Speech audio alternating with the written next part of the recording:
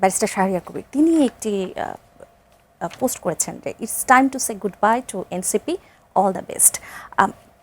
কিসের ইঙ্গিত দিচ্ছেন আসলে? এটার জোট সমীকরণের যে প্রশ্নগুলো আসে আর কি, উনি সেই পোস্টে দিয়েছেন। এটা নিয়ে আসলে আমাদের কোনো আইডিয়া নেই। আমরা নিজেরও আসলে ওনার পোস্টটা দেখে যখন চোখে পড়লো আসলে বুঝি নাই যে মানে এটার পারপাস কি বা কি মেসেজ আসলে ক্যারি করছে।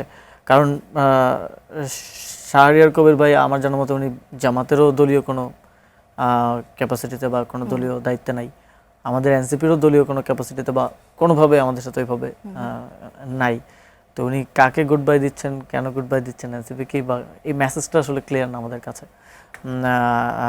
এবং আমার মনে হয় যে জোটের ক্ষেত্রে আমাদের এখন পর্যন্ত আমাদের ঐক্যবদ্ধভাবে সংস্কার বাস্তবায়নের জন্য, গণভোটের রায় বাস্তবায়নের জন্য ঐক্যবদ্ধ কর্মসূচি কিন্তু চলমান আছে। এবং আমরা এই কিছুদিন আগেই একসাথে বিভাগীয় সমাবেশগুলোর ডেট ঘোষণা করলাম। আগামী 2 মাস যে কর্মসূচি হবে, জুলাই পর্যন্ত, জুলাই অগাস্টের শুরু পর্যন্ত ঘোষণা করলাম, এবং একসাথে আমরা বিভিন্ন সভা সেমিনারের মাধ্যমে অ্যাওয়ারনেসটা করছি। তো সেক্ষেত্রে জোটের বিষয়ে তো আসলে জোট তো কখনোই আমি এখানে বসে বলে দিতে পারবো না যে 10 বছর থাকবে।